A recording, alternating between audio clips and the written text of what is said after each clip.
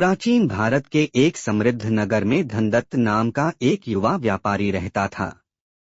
उसके पिता भी व्यापारी थे, लेकिन उनका स्वभाव बहुत शांत, धैर्यवान और दूरदर्शी था।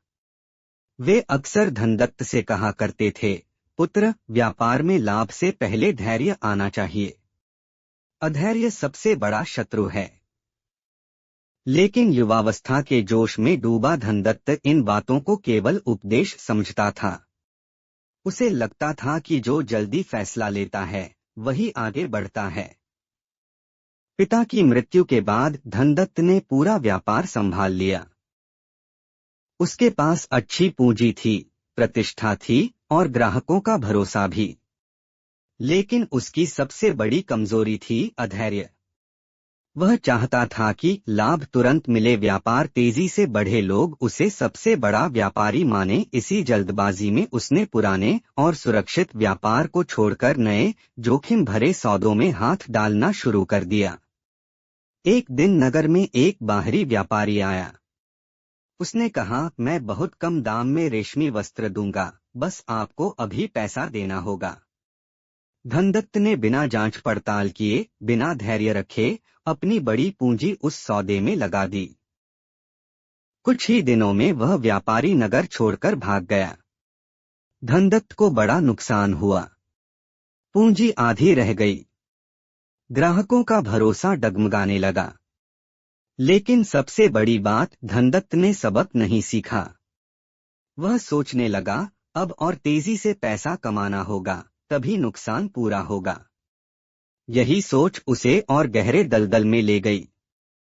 वह जल्दबाजी में सौदे करता गया, बिना सोच विचार, बिना धैर्य। धीरे धीरे उसका व्यापार गिरने लगा।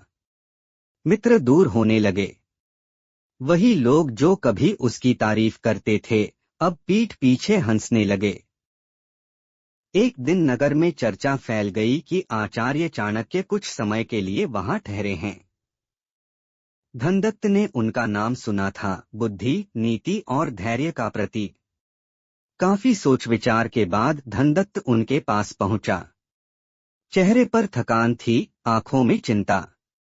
उसने अपनी पूरी कहानी सुना दी। चाणक्य कुछ देर शांत रहे।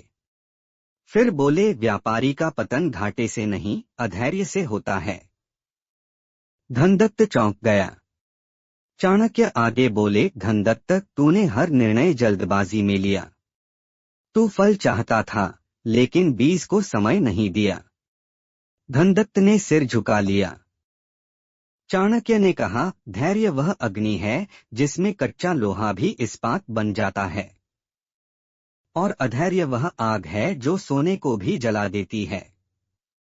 उन्होंने आगे समझाया, जो व्यापारी धैर्य रखता है वह अवसर को पहचानता है, जो अधैर्य करता है वह अवसर को भी संकट बना लेता है। समय से पहले फल तोड़ने वाला किसान कभी भरपूर फसल नहीं पाता। धनदत्त की आंखें खुलने लगीं।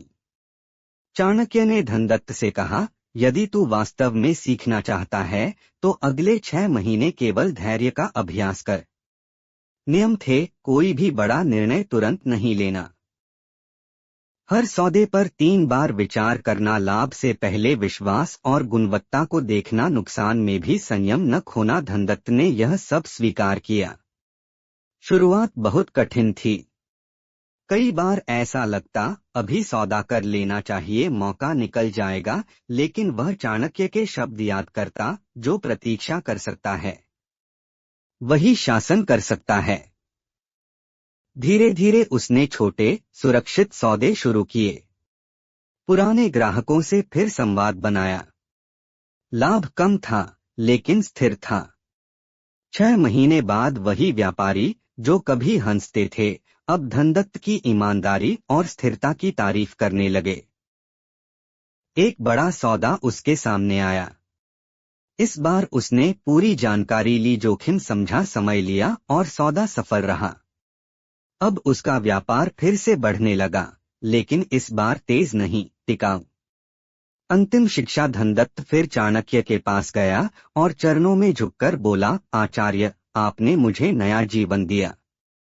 चाणक्य मुस्कुराए और बोले, धनदत्त, मैंने कुछ नहीं दिया, मैंने केवल तुझे धैर्य की शक्ति दिखाई। उन्होंने अंतिम बात कही। स्मरण रखो, धैर्य रखने वाला व्यक्ति देर से सही पर स्थायी रूप से जीतता है, और अधैर्य करने वाला व्यक्ति जल्दी जीतकर भी अंत में हार जाता है। कहानी की सीख व्यापार में नहीं, जीवन में भी धैर्य सबसे बड़ा धन है। जल्दी अमीर बनने की चाह अक्सर बड़ा नुकसान देती है। सही समय का इंतजार करने वाला कभी खाली हाथ नहीं रहता। चाणक्य नीति कहती है, जो अपने मन को जीत ले वही संसार को जीत सकता है। ऐसी और भी मोटिवेशनल स्टोरी के लिए चैनल को सब्सक्राइब एंड वीडियो को लाइक करें।